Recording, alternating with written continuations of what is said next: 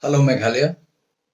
More specifically, the residents of seven districts that comprises the East Khasi Hills, West Khasi Hills, Southwest Khasi Hills, Eastern West Khasi Hills, East Jaintia Hills, West Jaintia Hills, and Rivoi district. I'm Professor Lakhon Kama, your independent candidate in this Lok Sabha election from the Shillong seat. Well, I know a lot of people probably are wondering that maybe I have uh, decided overnight to fight an election. But the fact remains that for years I've been thinking about it. And this I thought was the right time to jump into the fray and show people what kind of vision I have, what is my mission, what all I have done as far as my credentials are concerned, what are my qualifications, what are the things that I have done in the past, what kind of articles I have written, and all sort of information about me is important. And naturally, I have put all this information in my website, which is www.lakhonkama.com, lakhonkma.com, where you will find what all I have done, all the social work that I have done. All my more important is not the work that I have done, but the vision and mission that I have for not only these seven districts that, if elected, I'll be representing in Lok Sabha, but Meghalaya in general. Well, in order to explain that what makes me to really uh, fight election, I will divide it into three important parts. Now, the first part that why I decided to join the fray is, as you all know, that there is a political vacuum in the state. I mean, of course, no doubt, there are many leaders who have been fighting elections years after years. There are some who claim to be leaders, but we don't have stalwarts. When I say stalwarts, this refers more to the vacuum that has been created in Khasi Jaintia Hills and Rivoi districts. Now, we were always proud of our stalwarts. We had some of the best people whom we really look up to. The name like Martin Narayan Majao, the pioneer who brought what we call the Meghalaya Transfer of Land Regulation Act 1971. Then we have Baby Lingdor, another stalwart that we remember with impeccable honesty. Professor Gigi Swell, another stalwart of that state has produced. And of course, Professor Barrister Pakem, who have been a class of a leader, an academician, and a very, very good administrator. But when we look at today, I don't see. I mean, this is the problem with everywhere I have interacted with colleagues in the university. Well, for those who doesn't know, I'm a professor of biochemistry. Uh, I've been in NEHU for last 22 years. Now, this is important because people should know that I have jumped into the fray not looking for employment. I've worked in NEHU for 22 years. I still have about 20 years to go as a full-time professor. I'm not assistant professor. I'm not associate professor. I'm a full-time professor of biochemistry. Which means when I have decided to fight election, it is not that I'm looking for some kind of benefit or some kind of employment that an unemployed politician would probably look for if he has to fight an election. Like I said, there are clear-cut reasons why I have joined into the fray. And the first one I have already mentioned to you, that there is a vacuum. There is a political vacuum where we see that the leaders are really not serious about the development of our state. They seem to be busy with their own, rather creation of their own world, where everything seems to be belong to them, and hardly there is anything for the public. Now you look around, you will see that, you know, politicians who have joined politics, let's say 5 years, 10 years, 15 years, 20 years, look at their asset and just make a comparison. You will find it that there is no such scheme that we know as public, whereby you can say that yeah, your income increases to 500-fold or 1,000-fold in the 3 years or 5 years time.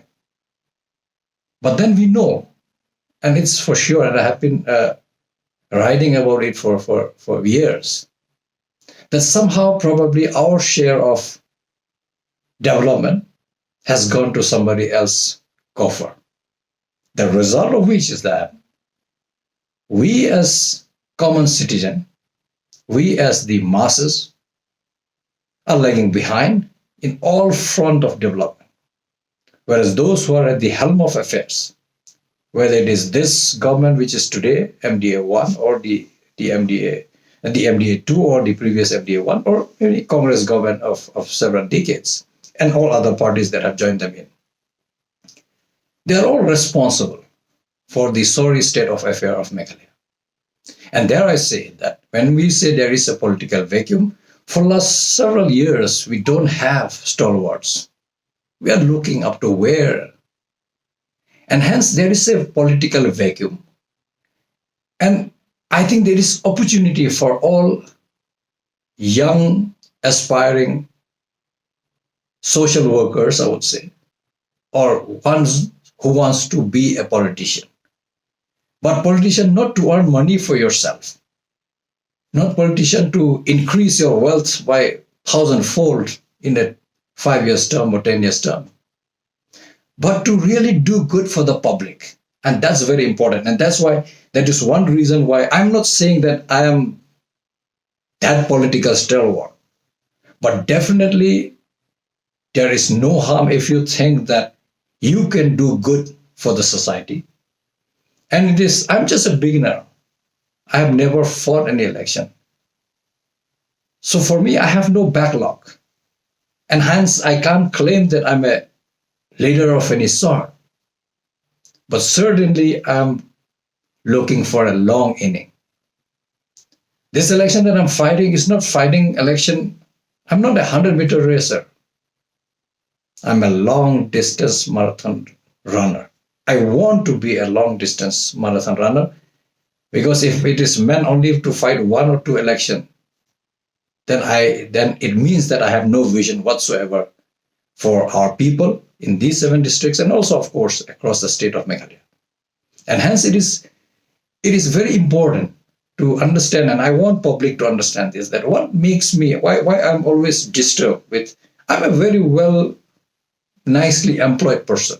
As you all know, professors of university are quite comfortable, I would say, as far as the financial aspect is concerned. And we have a very secure job. Yet, I did have many sleepless nights thinking about what is happening to our state. Indeed, many a time, my family wonders that why you seems to be worried all the time. But I do say that I'm sorry, but I see around, I cannot tolerate. I must do something. I have to do something. And this was there in my mind for years and years and years. And this time, I realized that maybe this is the right time to do. And hence, I have no doubt whatsoever. And that's an important aspect that I want to say, that there is a political vacuum. I think time has come that we try to fill that vacuum. Of course, it's only time that will tell how far we have gone. Did I or any new politician fill up those gaps that are there in terms of the lacunae that we have as far as the vacuum that is concerned in the political sphere, particularly from Khasi, Jaintia and the Riboy districts. So that was my first part, where there is a serious political vacuum. The other part, of course, that is that I want to be the voice of Meghalaya in parliament. We send one person. That's why when I decided, of course, to be very frank, I did ask ticket from one particular political party because I thought my ideology, my line of thinking, my concern for the Chetban, what we call the community, is akin to theirs. But then, they have their plans. But it doesn't matter.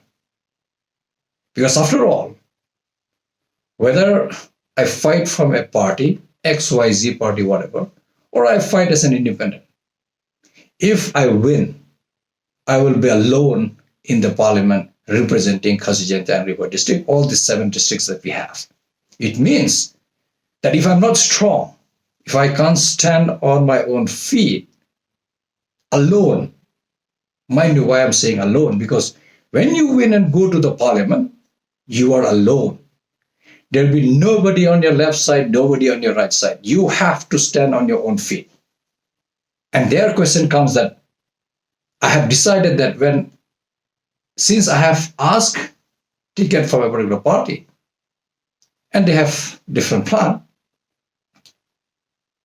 I have to stand on my own feet. And I have no worry whatsoever. Let it be very, very clear. Like I said, I'm not here to run 100-meter race. I'm eyeing for a long, long distance marathon runner. I want to be a long distance marathon runner. This is just the beginning, mind you, friends. This is just the beginning of my electoral journey. And I'm not going to look back. In my life, I have never, if I have decided something after a very serious thought process, it has been a habit that I have never looked back. And I will never, come what may, I can only look forward. I can't really go back. So when I say I want to be the voice of Meghalaya in parliament, it is important, that you send somebody in the parliament who can raise your concern, but to raise the concern, you have to be concerned yourself first. Then what is my problem? What is plaguing Meghalaya that 52 years we have completed of our autonomous state or statehood, whatever you want to call it. But we are still far, far behind compared to any other state. Don't go very far, friends. We don't want to go very far. I'm sure a large chunk of public has visited several places, and each time you go, you cross through Assam. Look at Assam. Go every month you go, there is something happening there as far as the infrastructure development is concerned. Whether you name it road, flyover, you look at the infrastructure of the airport, you go every corner, and I have visited. Why I say so, it's not that I only cross, let's say, Meghalaya border and take Beltola road and go to airport. No. I go to Nagaon, I have seen, look, you go towards Nagaon, you will see multiple overbridges being built already on a road which is supposed to be big enough compared to, of course, ours. But we are not seeing that kind of change. We have no newer idea at this point of time. And that's why it is important that we raise this concern in the parliament. That what is plaguing Meghalaya, that we cannot attain a status that will actually benefit people, and we want to achieve Meghalaya, or rather we have to reach a goal of being a developed Meghalaya.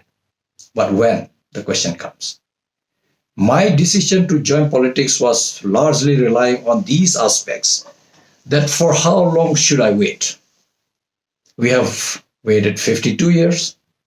Should I wait for another 30 years, 50 years, 100 years, 200 years for Meghalaya to become a developed state, for Khasi Jaintia and Rewari district to be self-sufficient in all aspects?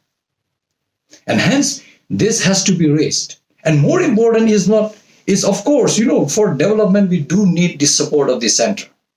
Because we are a poor state, but when I say poor state, sometimes it doesn't justify to say we are poor state, because we are poor in every indices of development. Whether you look at the infant mortality rate, you look at the maternal mortality rate, you look at the poverty index that we are last or second last in the entire country. You look at our infrastructure, you look at our highways, you go to villages and look at their roads, look at the school, look at the healthcare system that we have. You name it. You name it. Look at the way we treat our water bodies. Where is the policy? What is happening? What is happening to us? Why we are so quiet? Why we are keeping mum on all these issues? But I don't. I don't, because I do feel, like I said, I had many, many sleepless nights, and it get manifested in the form of the articles that I write for last several years. I started writing way back in 2007, because these are manifestation of that what I feel inside when I get disturbed. Nobody tells me to write anything. Nobody. I'm a freelance writer. I write because I feel that this is what I must, and I must express it in the public domain. So when I say I want to be the voice of parliament, being my second part of why I have joined politics, this is a testing time for the whole country. Now we look at the central politics that we have. This is a time when a lot of things are happening, and we smaller state, we smaller communities, we need to defend ourselves. But you can't defend yourselves by taking arms and ammunitions. That is not the way that you do it. But you have to raise a concern, and you have to tell this leadership at the center that don't play around with our existence per se. Don't force anything on us that we don't like. Because when the Constitution was being drafted by the committee, a lot of things was kept in mind, keeping the plurality of the state of India. So much diversity is there, so much. Indeed, we have thrived simply because we were propagating unity in diversity. Look at Pakistan, for example. They got independence maybe just a few hours before us, but they are begging around the world at this time, simply because they chose a totally different path, whereby they want to propagate one particular religion, and the minorities are being persecuted. In this country, where we have so much of linguistic differences, so much of cultural differences, so much of the geographical differences, so much of the ethnicity that we have, this all adds to the beauty and the color of this country called India. I was born in this beautiful city of us in Shillong, and I was born in a country where we were taught that unity in diversity is very important. Anekta mein ekta was the motto that I have heard when I was in school, and I have imbibed it deep inside me. Anekta mein ekta, which means we may be of a diverse background, but we are one. We are one country. Our constitution binds us together, which means as long as you don't play around with the constitution, we are together. The day you try to play around with the basic structure of the constitution, which is a secular democratic republic as we know it, we are going to break this country into pieces. And that's where we have to be watchful, we have to be mindful, we have to be forceful, and we have to tell Delhi. And indeed, I would like to tell, given a choice or given a chance, I would like to tell the PM and the Home Minister and everybody concerned inside the Parliament that don't play around with our constitution. Respect the conditions under which we form this union called India. There were a lot of hardship. Sardar Vallabhbhai Patel has done tremendous job in convincing different kings and kingdoms and tribes and so on to join the Union of India under certain conditions. And that's how we have sixth schedule that protects a lot of things as far as our identity is concerned. And hence, we have, but looking at the political development across the country, I'm not sure that how long this will continue like this. Hence, we have to be prepared. And that's what I said. You send one person from these 7 districts. You send somebody who can defend our interests in the parliament, who can raise the concern of our people. That when something wrong is being decided inside the parliament, we can raise our voice. I can raise our voice, or somebody who you elect raise a voice. For that, one has to be strong. A weak person who can't stand on his feet, how can he defend what is to be defended in the parliament? And that's why I had made a very, very considered, or rather a decision that I will stand as an independent candidate. I will stand on my own feet, because I know for sure that if you put your faith in me and elect me as your MP from Shillong Sin, I will be the one standing alone in the parliament whenever any issue is raised in the parliament vis-a-vis the interest of Meghalaya in general, of course, these 7 districts in particular. And friends, that's why this is my request to you, that when you go to cast your vote, keep this in mind. Are you sending the best person, irrespective of which party he or she belongs? It doesn't matter. It doesn't matter at all, I'm telling you. So whether it is independent, like I am, or any other party, you choose the best person to send to the parliament of this country, who knows what he's saying, who knows when to be sober, who knows when he has to be aggressive, depending upon the need of the hour. And I can assure you that with me, all these temperaments are there. I'm good when things are good. I can be very tough if things are very tough. And I'm not saying to impress you. I have a track record. You must have seen the agitation that has been led by me in Neho. I have not compromised on my principles. Come what may. I was ready to face any consequences. Come what may, I will never. And that has been my way of life. Well, when I say the second part of me being the why I fight election is being the voice of Meghalaya, I really meant it. I really want to be your voice in the parliament. And hence, it's my humble request that you see through it that I'm here. If you give your faith, or if you put your faith on me, you will not be disappointed. Coming to the third part, which is that why I am, what I'm looking for, what is my vision and so on. I have a totally different vision of what I will call as a new Meghalaya. And this is my mantra. For all times to come from now, irrespective of what happens in the election, once, whether you vote me in, vote me out, it really doesn't matter. But from now onward, my vision is for a new Meghalaya. A new Meghalaya which is not relying on status quo. A new Meghalaya which is ready to take challenges, which is not going to be cowed down by issues which are mediocre issues, but issues which are really genuine. When I say that, the priority that I will put on, as far as my vision of Meghalaya is concerned, is education. I'm looking at revamping the total education sector.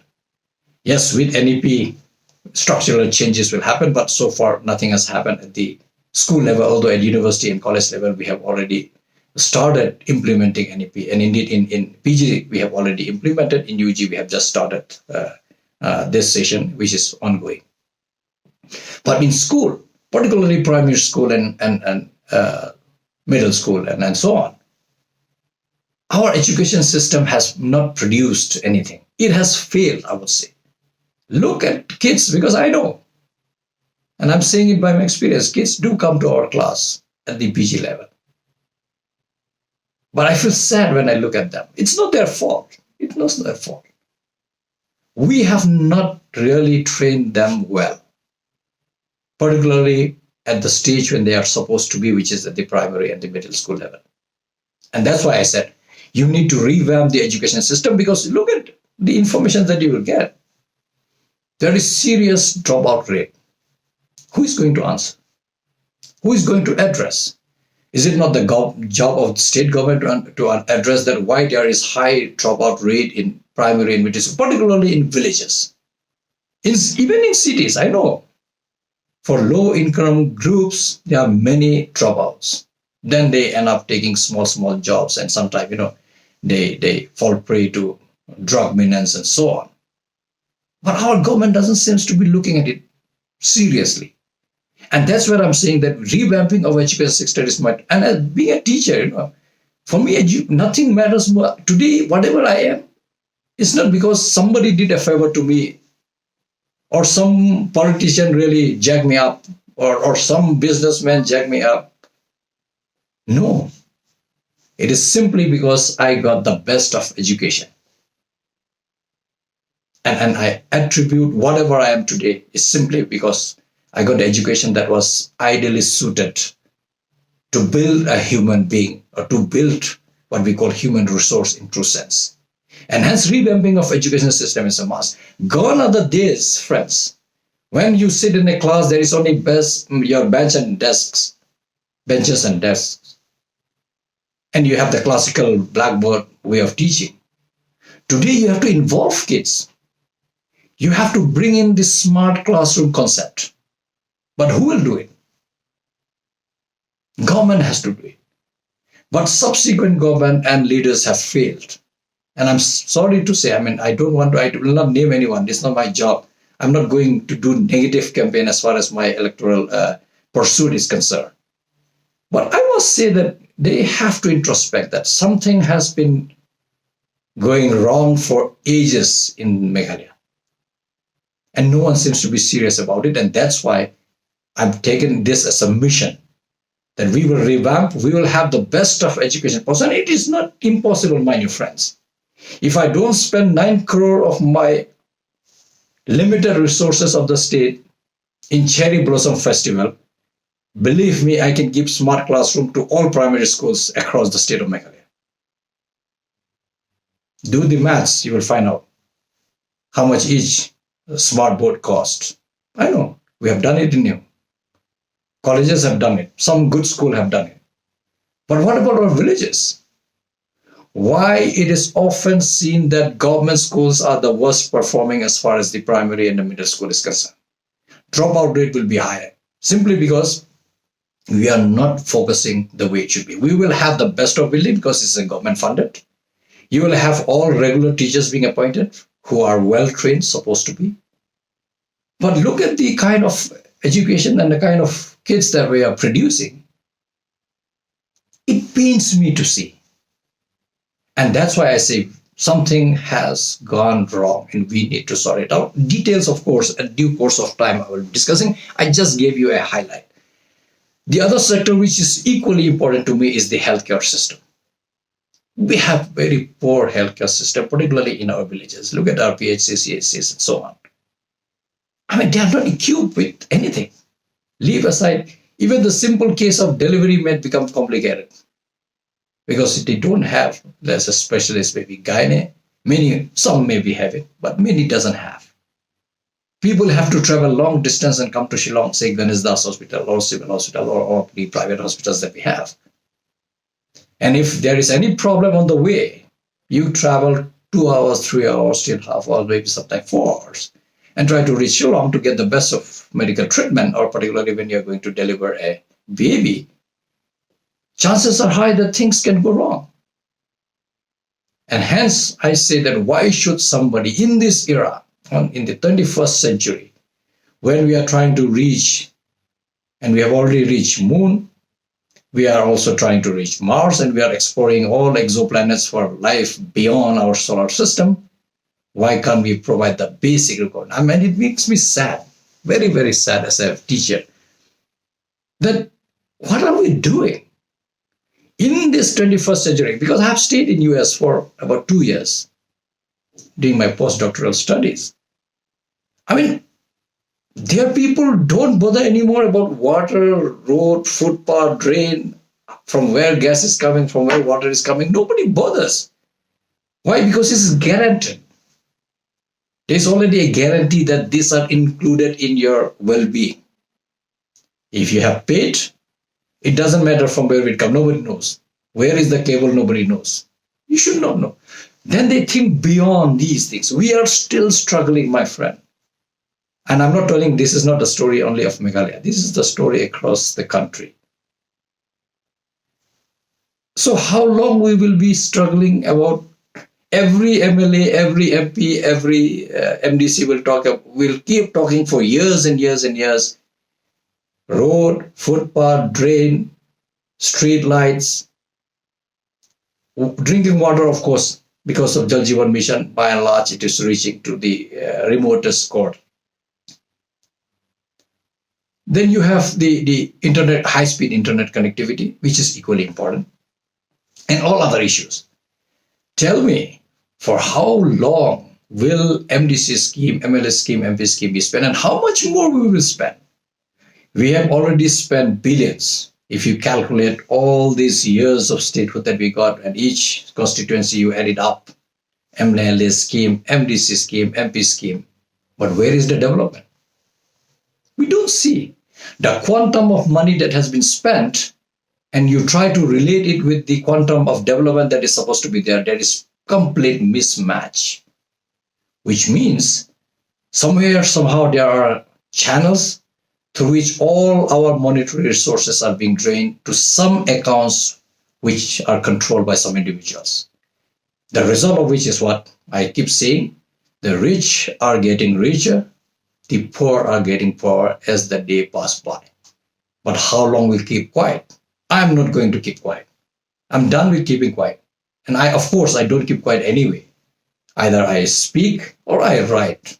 But this is the time I have come down straight on the field to show that if you repose your faith in me, if you give your blessing on me, if you trust me as a brother, as a son, as your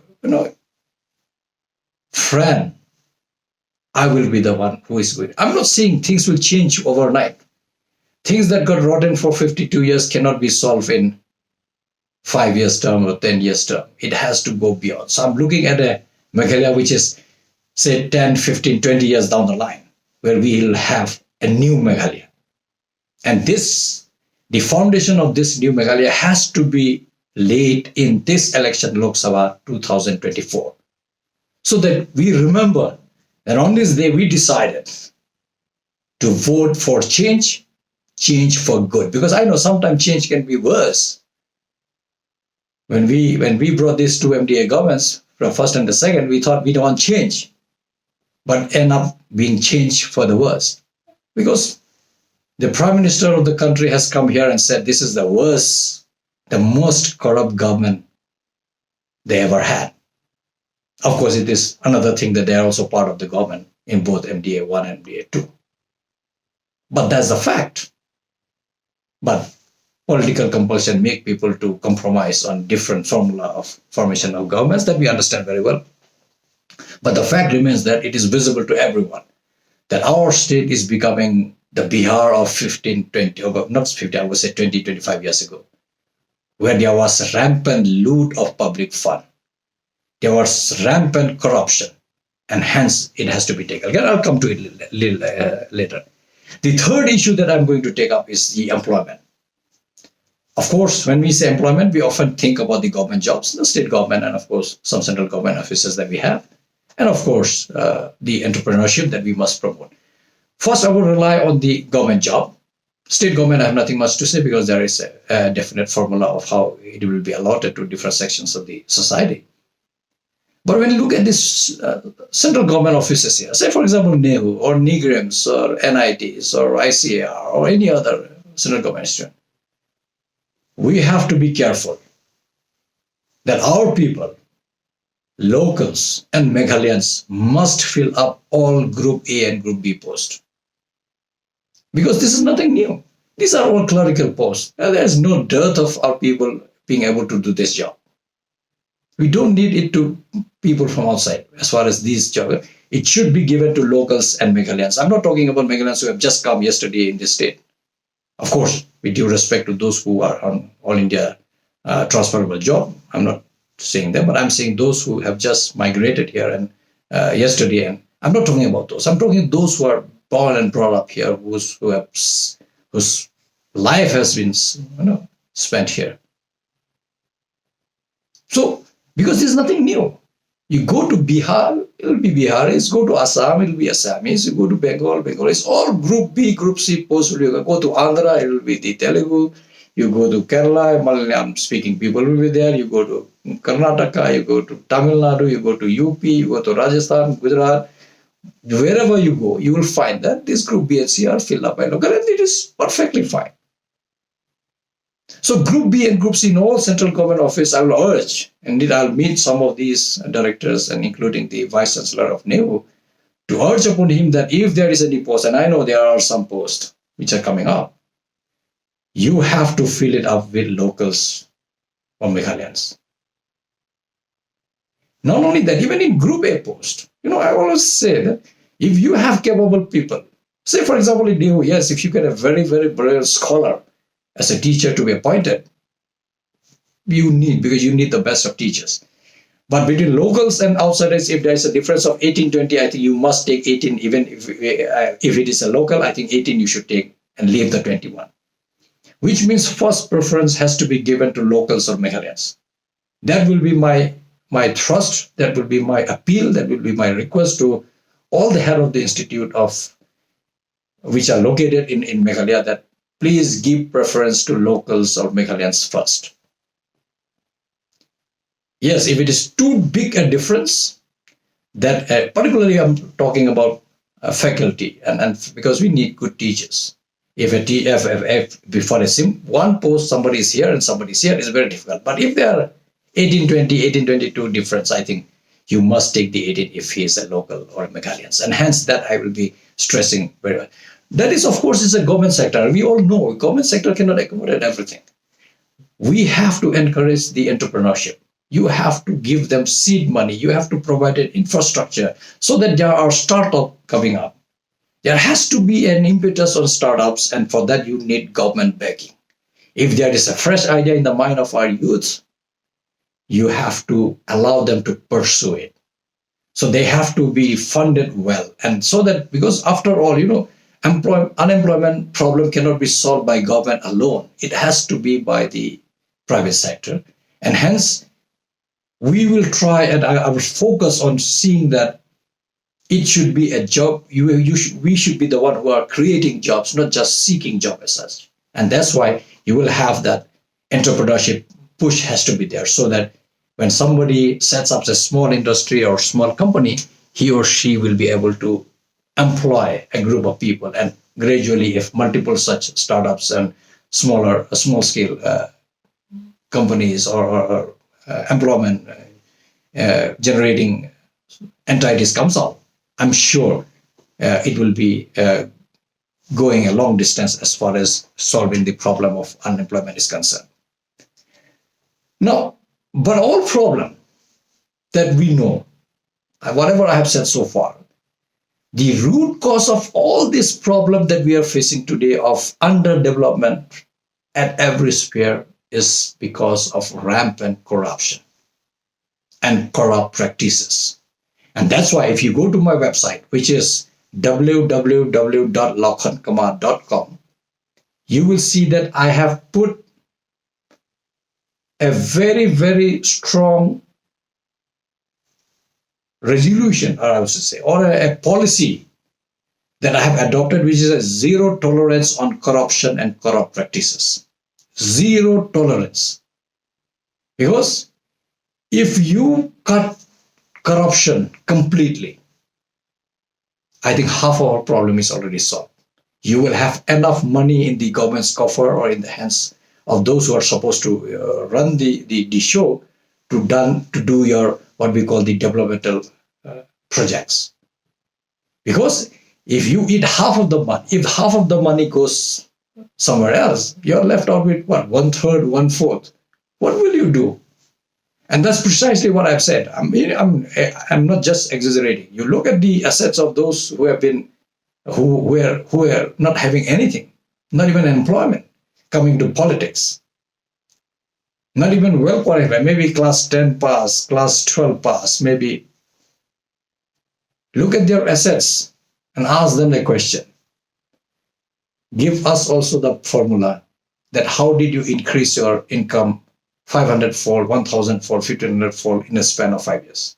Give us. I want to know the scheme, which mutual fund you are investing, which SIPs you are doing, which kind of investment that you're doing that your income is doubling 1,000-fold or 500-fold, whereas me as a common citizen gets nothing.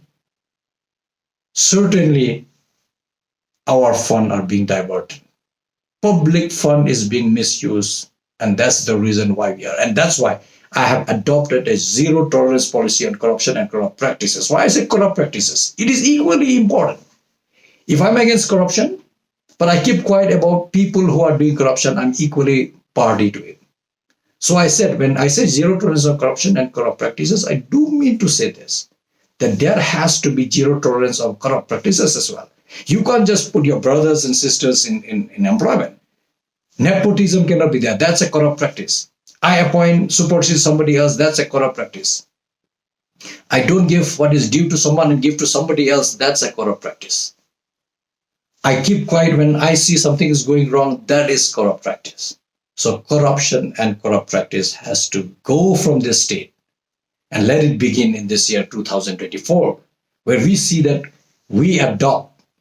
And I have said, and you will see in my website, in the My Vision and Mission section, you will see that I have adopted a zero tolerance policy on corruption and corrupt practices as a way of public life. I'm not just saying because I want to convince you to vote for me. No. I have zero tolerance in my life even now. It was even earlier, and that will be my way of life. Because I do know that the root cause of all evils that we see in society right now is the corruption, because when you have no job, when you have no development, naturally your mind is being used somewhere else. And that's why a lot of unnecessary conflicts are arising, because there are too many takers, very few opportunities. And when there are such kind of gap, it is not surprising that you will have this kind of competition, which is what we are seeing today. And hence a lot of ill will happens because too many takers for few jobs. And hence, let's join hands, friends. I want you to give me your hands to bring this new Meghalaya, where we have zero tolerance or all sort of corruption and corrupt practices. So that it will be my prime focus as well. Now, the next aspect that I will be taking up is the recognition of the Khasi language under the 8th schedule of the Constitution, because this is a long pending issue. Of course, I do know that Garo is also being the Garo language is also being sought to be included in the 8th schedule, but that, of course, I leave to the MP or MLA representing that area. But right now, my focus is, of course, of Khasi Cheta Hills and River District, and hence, I will wholeheartedly pursue this matter inside the parliament, outside the parliament, to see that we get this deal, because it is long overdue. I think Khasi literature has grown many fold. There are beautiful articles, beautiful books, beautiful inputs that has been put over the years, which has really enriched the language. As such, it's high time that it gets its due recognition under the 8th schedule of the Constitution. That also will be my priority. Of course, when I said that development has to be on the development has to come. It has to come, and it has to come right to the last person in the queue. And that's why when I look at the development as such, the model has to be such that you have to have better road and infrastructure right from the lowest village that we have, which means areas, villages, small towns, which are the least developed, will be my priority. The least developed, because after all, they are our flesh and blood who stays there. I cannot differentiate a person who stays in Clarion and a person who stays in West Khasi or South West Khasi or Rimoi district. For me, they are the same. It's the same flesh and blood. And hence, wherever these pockets are there who are waiting eagerly for years and years and years that when will development come? When will I get good roads? When will I have uninterrupted electricity? When will I get internet connectivity? Although, I know some villages probably have some better connectivity than the city, but I'm talking about connectivity of a high-speed internet. And why I say high-speed internet? Because there is a need of high-speed internet, particularly when we come to online kind of examination, which I will develop a little later, where you need to have online kind of exam in different. And today everything seems to be going online, and we can't avoid not changing ourselves with time, but we should be well prepared. But are we prepared or not? Only time will tell, and that's why this is important. And hence, when we say infrastructure development, better roads and rural infrastructure is the priority.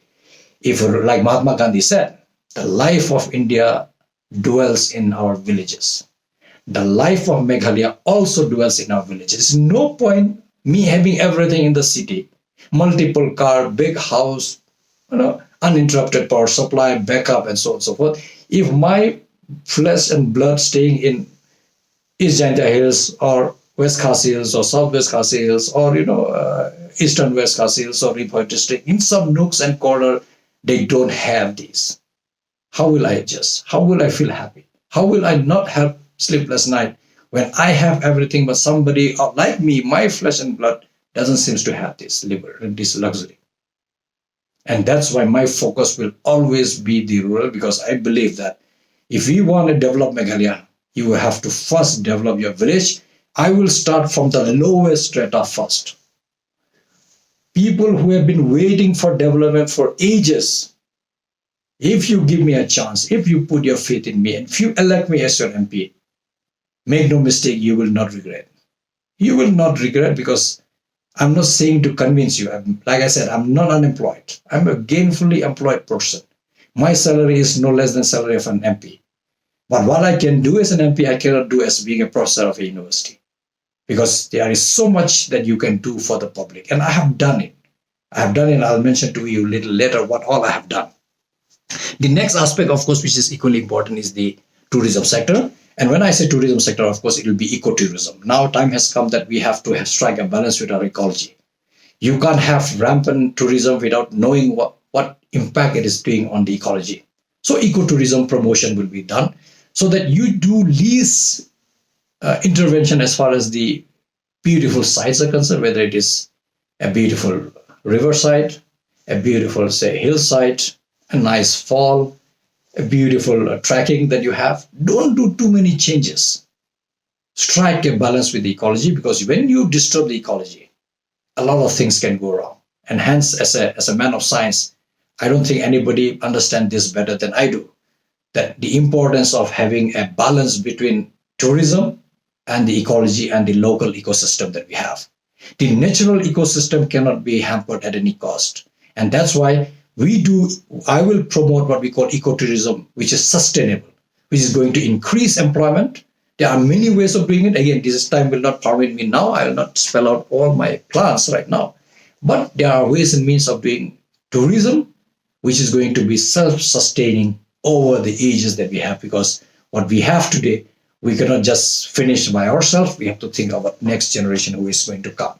But there are other issues like railway, ILP, the interstate border issues. These are sensitive issues, and I think it has to be dwelt upon with all sensitivities, keeping everybody's interest in mind.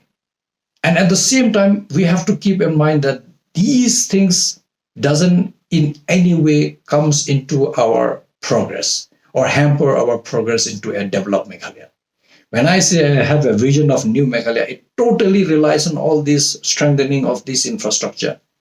But then concern of everyone has to be taken care of. We have to first protect ourselves, then only we can protect everybody else. So our protecting our right is very, very important, and this is very, very critical. And if we don't, because we cannot shy away from development. Time is gone that we will shy away. We will embrace development. We'll embrace newer technology that we have. We will embrace newer ideas, but without losing our identity and protection. And for that, of course, there has to be ways and means of how to protect our identity while we cannot shy away from progress. Because if we shy away now, like I said, 100 years, 200 years down the line, Meghalaya will remain where we are. But I don't want my kids to complain that what did you do? When you saw so much, when you wrote so much, what did you do? Did you ever try to bring any visible change? And I want to tell them that yes, I did try. In the year 2024, I did fought election, and that was the year when I have decided to join politics and do whatever I can to make it better, to work for a newer Meghalaya, to open the doors for new Meghalaya, to make sure that everybody is welcome in this new Meghalaya, to join hands and we give their everything to make sure that we can achieve what we are looking for, which is a new Meghalaya, which is going to be a developed one, where villages are self-sustaining. There is employment opportunity for all of them. They don't have to run around season after season and look for employment. In their own village, they are self-sustaining. Because look at there are a lot of problems. I don't want to go into the street light is one issue. That is such a big problem.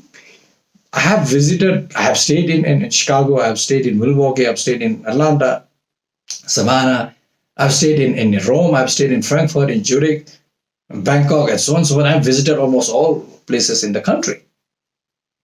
I have not seen anything worse than this in terms of street lighting. There's no street lighting anywhere. Not to speak about the entire, even in universities. Look at, you go in the night, you will get yourself lost. Because our focus is not there. And that's why I'm saying these are what I'm mentioning is just few things that is important. But there are also a scenario whereby, because it is not one issue that joins me and makes me agitate me from within. There are multiple issues. The focus of this particular Meghalaya government, that is MDA2, is largely on merrymaking, which is what I have wrote time and again. Earlier also I've written. You spend 9 crore in Cherry Blossom Festival. You spend few more crore in Literary Fest. Then you earmark 23 crore for Meghalaya Games. And then what you give? You give them kurkure. You give them samosa. And then people have to run distance to get their food. Is this how we nurture our sportsperson? We have plenty of money for merrymaking, but look at and I have many times, I have expressed in multiple channels that look at the Umiam Dam, the bridge that we call it. It has long passed its expiry date. It's being repaired. How much traffic congestion is there you go and have to? Everybody knows whoever has to run. But ideally speaking, we should have had an alternate bridge by now. 3 years, 5 years before this bridge should have been ready. But I don't know what government is waiting for. Is it waiting for it to collapse one day when multiple vehicles are passing and several precious lives will be lost? And I know, I have heard that now, maybe a few days back in newspaper that they are planning to start now. But why now? What are we waiting for? That's why I've been saying that, we like short-term programs where you spend crores of rupees. Then long-term projects where you don't need to spend so much of money, but people don't like, is the quick fix kind of things that I'm looking at, which I don't appreciate in this government. I don't appreciate as a concerned citizen. It raises a lot of doubt in my mind that is public money being misused by those who are at the helm of affair? And I put this question to everyone, and I'm sure you know the answer. We can't afford. This is one example I'm giving you how lackadaisical attitude of a government can. They are waiting for disaster to happen. And when that happens, how many precious lives will be lost only? And I believe in God, so I do believe that God will not be so merciless on us. And I pray that God show His mercy and don't allow these kind of events, this kind of accident to take place. But we know certain things are beyond us. Nature is very, very strong. You don't play with the force of nature. We think to be able to tame the natural forces, but we can't. We can only do this much, beyond which nature will take its own course of action. And hence, this is one example that I say why I feel so disturbed as a concerned citizen, and why it makes me compelled me to really come to the fore and fight elections, and bring in these changes, because this status quo will not work, my friend. This status quo. Well, I don't want to be the person who will keep quiet and say that no, status quo is fine. Leave it to XYZ person who will be doing it. No, we can't, and that's why I have joined the fray. Well, the most important part, however, is that when I decided to fight this election as an independent candidate, I want to be the voice of the young Meghalaya. This is a young Meghalaya, and I want to be their voice inside the parliament and outside the parliament, even within the state. And that's why I'm requesting all youngsters between, say, 20 years to, say, 35 years or so, please vote for me. Because I represent the voice of a young Meghalaya. And a young Meghalaya is one which is full of aspiration. And I don't want to fail your aspiration. I want that when you finish your graduation and post-graduation, you have a job. When you finish your graduation and post-graduation, you get gainful employment. You will not cry for underdevelopment. You will not cry for bad roads, lack of electricity, lack of basic infrastructure that we are supposed to have. Good schools, good health centers, good hospitals around. I don't want you to complain about this.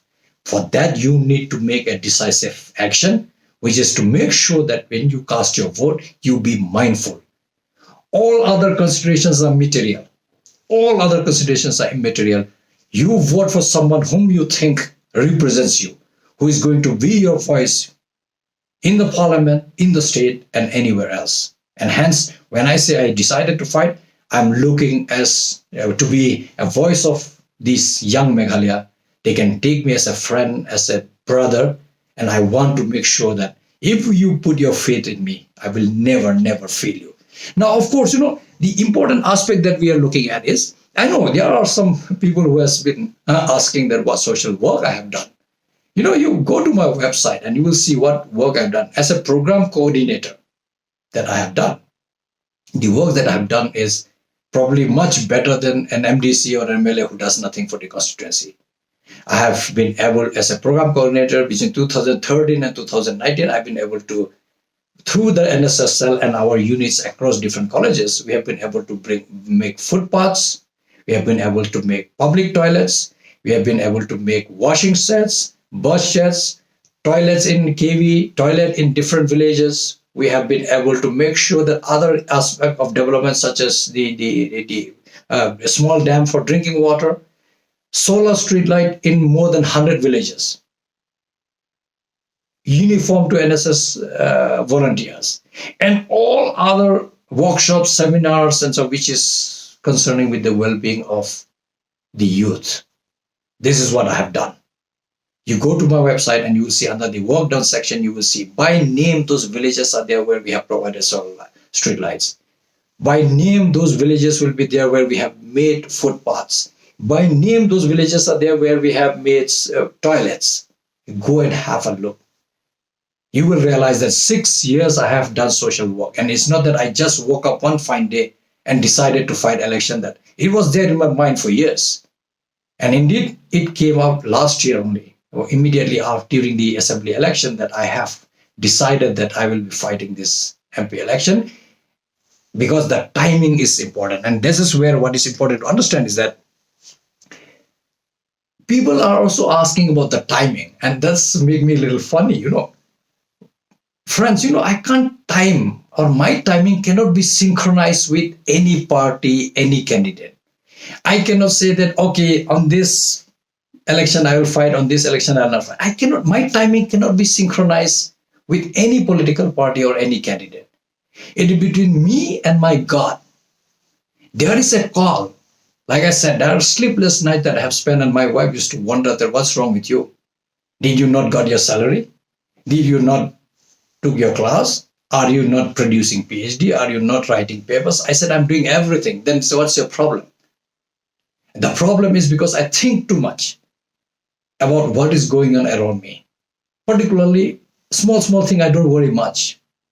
But the larger issue of underdevelopment at every sphere of life, particularly in villages and so on, including city, there are many pockets where still have problem of drinking water. I know. But we are not able to solve it. If we can't solve here, leave aside how we will solve the problem of the villages. And all these sleepless nights that I had, like I said in the beginning, get manifested in the form of articles that I have written.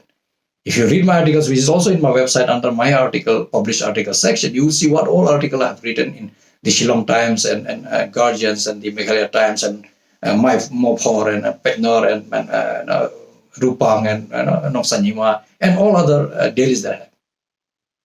Those are manifestation of my anger inside.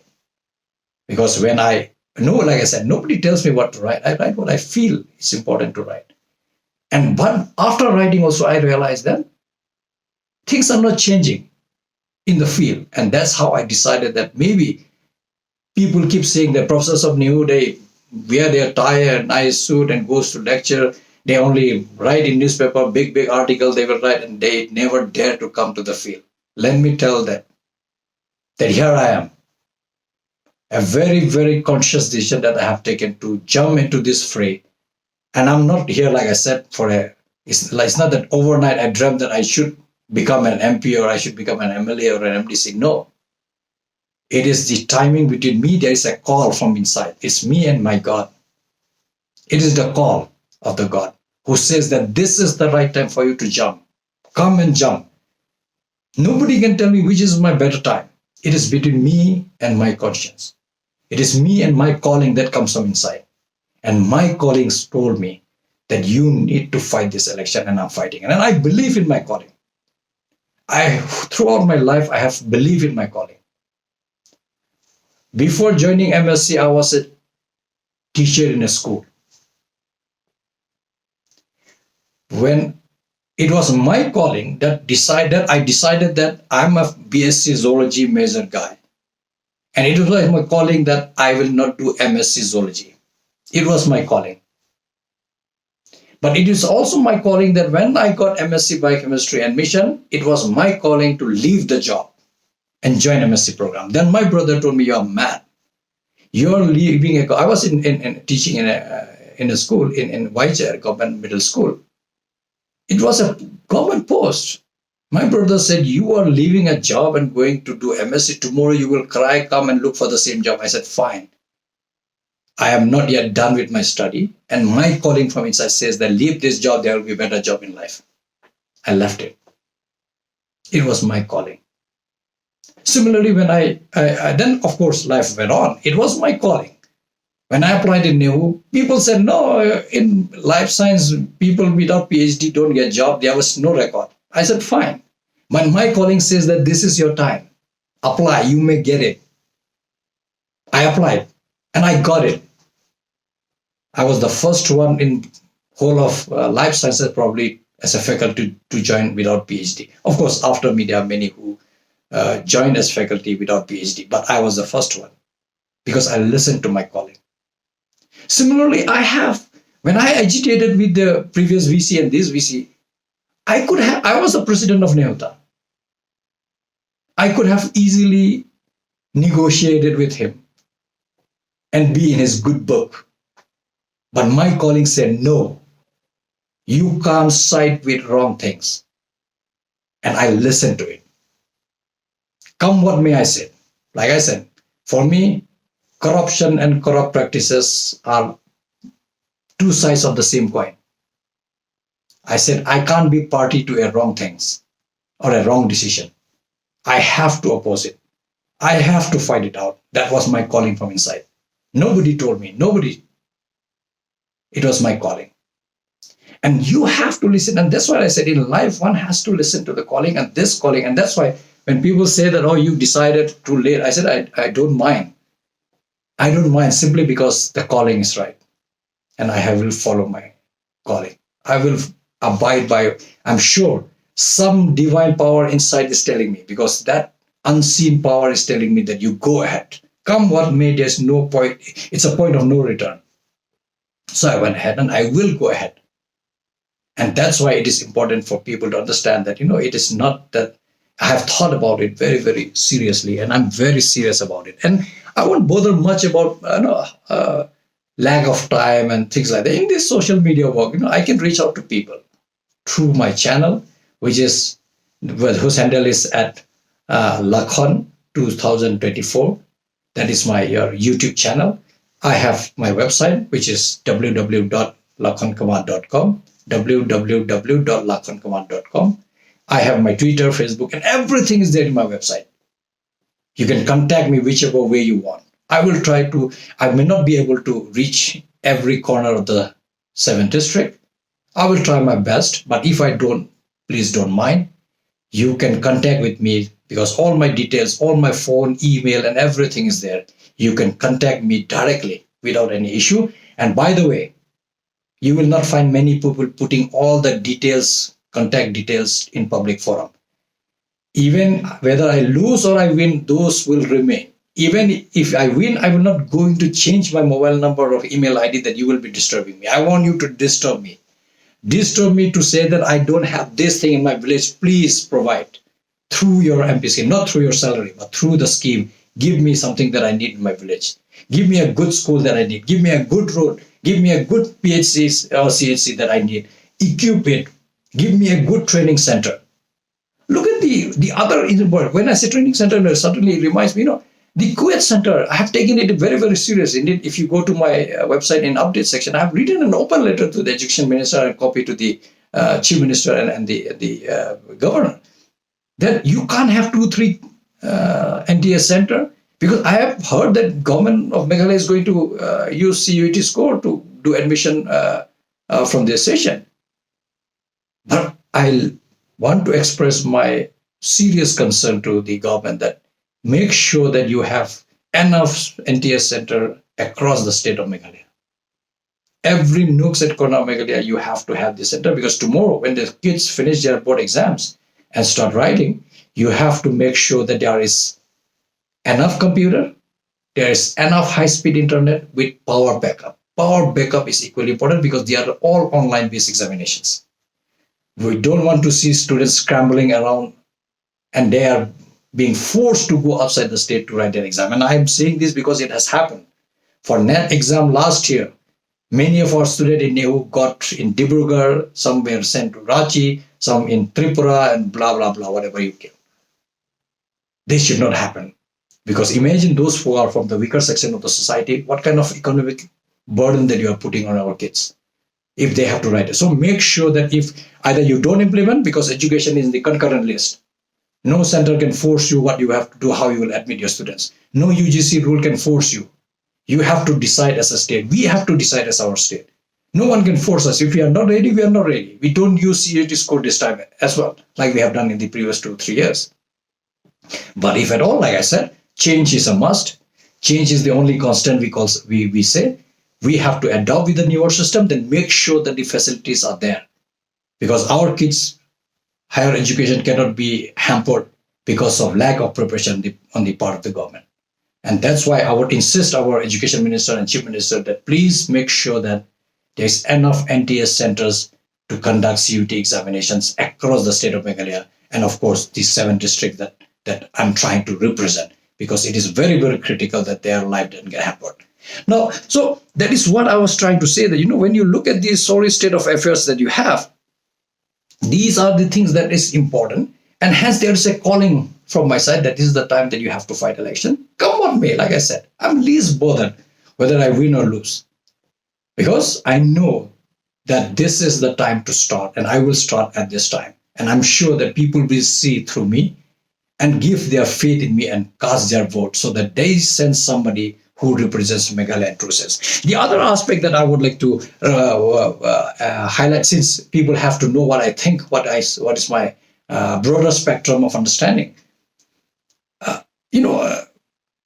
One has to understand that, languages are very important part of our country, and of course in the state of Meghalaya, the richness of languages is to be appreciated. It cannot be killed, it cannot be allowed to die down. And particularly when I look at the national scenario, I'm not worried about Hindi per se. I don't hate Hindi.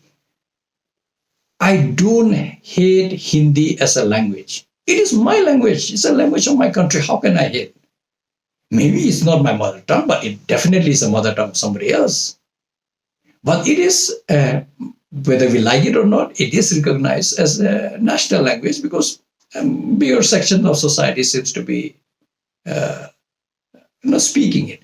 More important, of course, is that what we have to understand is that I was a Hindi teacher, by the way. Let me tell you this, lest you get confused. I can read Hindi. Indeed, I have taken Hindi as the main subject during 11 and 12 instead of maths. And that's why I'm not very good at calculations. So you can rest assured that I will not be after your money. I'm more on the emotional side, more on the literature side, more on the understanding the human emotions. I took Hindi as the main subject, and with that, that's why when I was mentioning to you that I was a school teacher, I was appointed in the Whitechair Middle School, government middle school, as a Hindi teacher. Because those days, not many Khasis know Hindi. We were few really who can teach. And because I had 11 and 12 as Hindi as the major subject, I used to write essays for 15, 20 pages, poetries and presses and so on and so forth.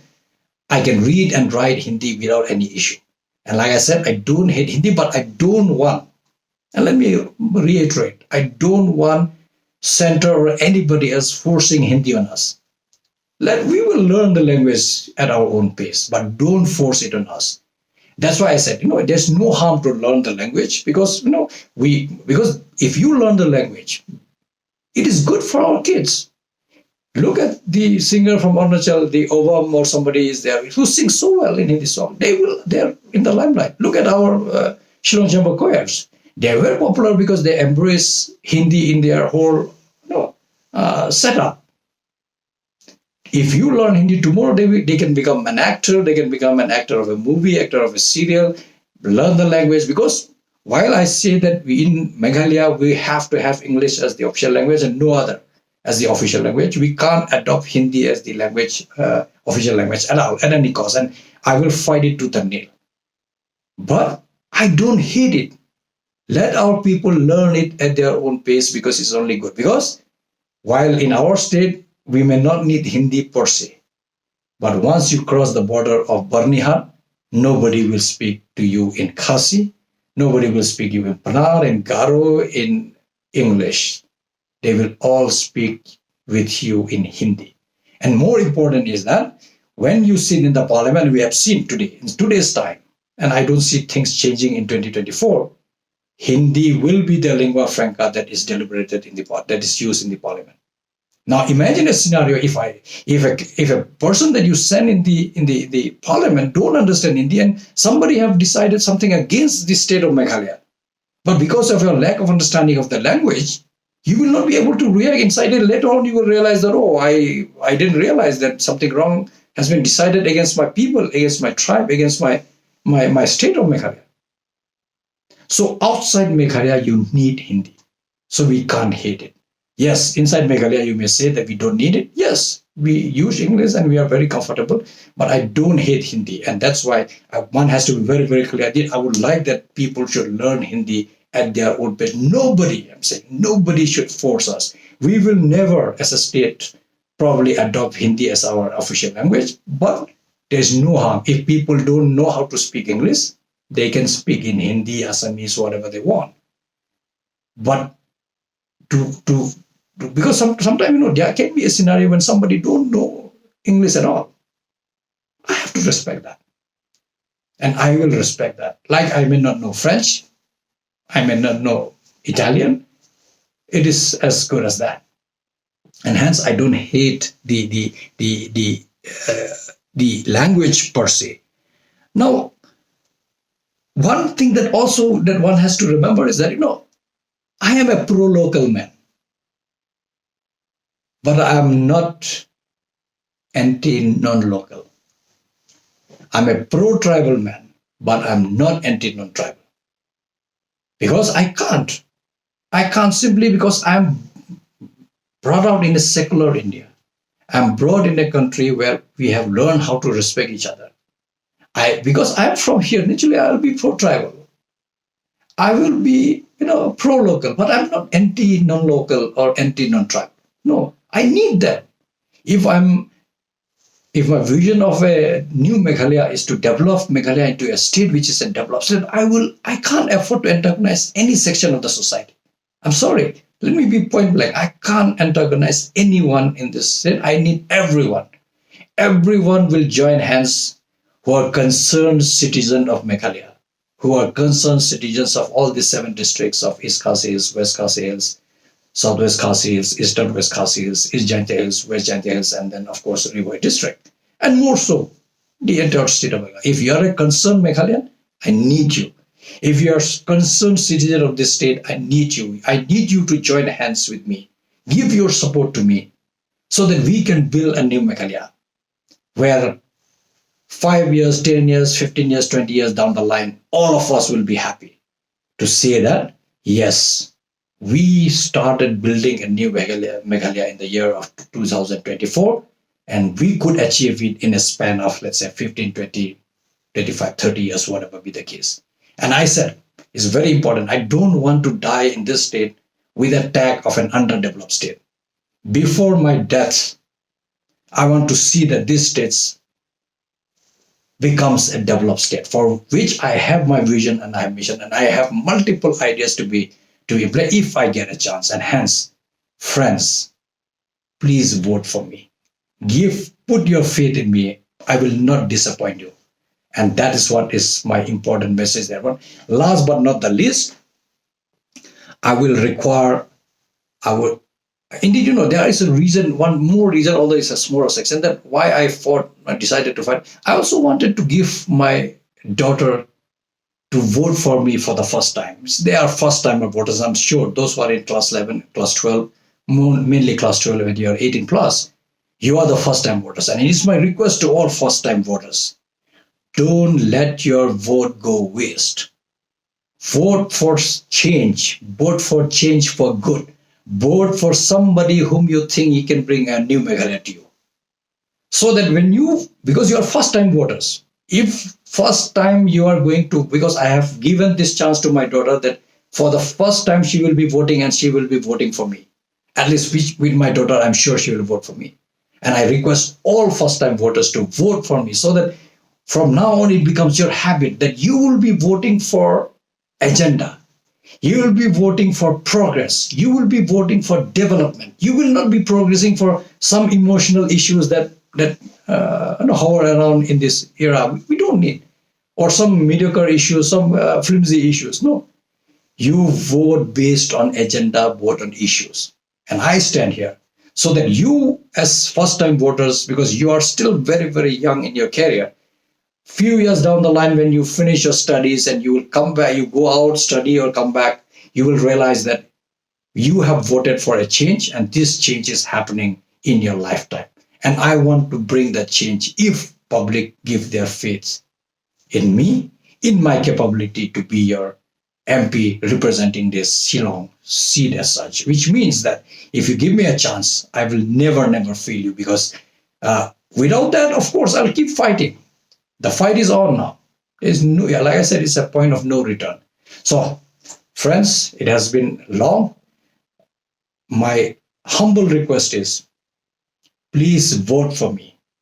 Vote for me because it is important that we vote for a person, irrespective of whether he is independent or affiliated, it doesn't matter.